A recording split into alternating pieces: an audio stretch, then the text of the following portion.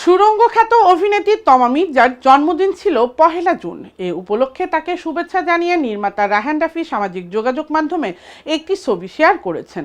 প্রতিউত্তরে কৃতজ্ঞতাও প্রকাশ করেছেন এই চিত্রনায়িকা। দুজনই দুজনকে বন্ধু হিসেবে আখ্যায়িত করেন সব সময়। পোস্ট করা ছবিতে দুজনকে সুন্দর একটি ঘনিষ্ঠ মুহূর্তের দৃশ্যে দেখা যায়। সেই পোস্টের ক্যাপশনে তমাকে জন্মদিনের শুভেচ্ছা জানিয়ে রাফি লিখেছেন, আমি খুব সৌভাগ্যবান যে তোমাকে নিয়ে আবারও একটি বছর পেলাম, উদযাপন করো। শুভ জন্মদিন তমা। রাফির সেই পোস্টে নেটিজেনদের মন্তব্যের বন্যা বয়ে গেছে। এমনকি তমা মির্জাও মন্তব্যের ঘরে লিখেছেন, আমিও তোমাকে পেয়ে অনেক ভাগ্যবান রাফি। সম্প্রতি তমা মির্জার আলোচনায় এসেছিল মিষ্টি জান্নাত প্রসঙ্গের মামলা করে, তবে সেই সমস্যার সমাধানও হয়েছে।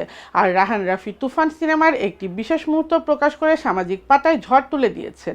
তমা মির্জা 2015 সালে নদীজন চলচ্চিত্রে অভিনয়ের মাধ্যমে শ্রেষ্ঠ পার্শ্ব চরিত্রে অভিনেত্রী বিভাগে জাতীয় চলচ্চিত্র পুরস্কার লাভ করেন।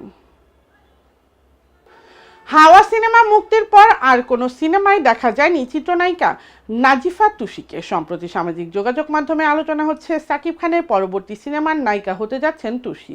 আর সিনেমাটি নির্মাণ করবেন ভার্সেটাইল মিডিয়ার কর্ণধার ও প্রযোজক আরশাদ আদনান। সাকিবের সঙ্গে তুষির জুটি হওয়ার বিষয়টি নিয়ে চারদিকে যখন নানা আলোচনা আসছে, ঠিক তখনই মুখ খুললেন নায়িকা তুষি। জানালেন এই খবরটি মিথ্যা। শনিবার গণমাধ্যমে এই নায়িকা জানান, সাকিবের নায়িকা হওয়ার বিষয়টি গুজব ছাড়া অন্য কিছু নয়। এই অভিনেত্রী বলেন, সাকিব ভাইয়ের পরবর্তী সিনেমায় আমার নায়িকা হতে যাওয়ার বিষয়টি কেবলই মিথ্যা ও ভিত্তিহীন।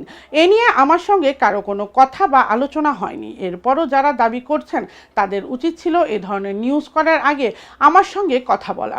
ঢালিউড সুপারস্টারের সঙ্গে সিনেমা সংক্রান্ত কোনো কথা হয়েছে কিনা জানতে চাইলেন নাজিফা তুষি বলেন, না, তার সঙ্গে এ ব্যাপারে আমার কোনো কথা হয়নি, এমনকি তার সঙ্গে আমার কখনো দেখাও হয়নি। সম্প্রতি সাকিব খানের প্রতিষ্ঠান রিমার্ক হাইল্যান্ডের শুভেচ্ছা দূত হিসেবে যুক্ত হয়েছেন অভিনেত্রী নাজিফা। এ ব্যাপারে তার ভাষ্য, সাকিব ভাই যে এই প্রতিষ্ঠানের সঙ্গে রয়েছেন সেটিও জানা ছিল না আমার। তিনি বলেন, আমার সঙ্গে প্রতিষ্ঠানটির কয়েকজন কর্মকর্তা যোগাযোগ করেছিলেন, তাদের সঙ্গেই কথা বলেছি আমি, কিন্তু সাকিব ভাই যে ওই প্রতিষ্ঠানের দায়িত্বে রয়েছেন সেটি জানা ছিল না আমার, তবে পরে জানতে পেরেছি।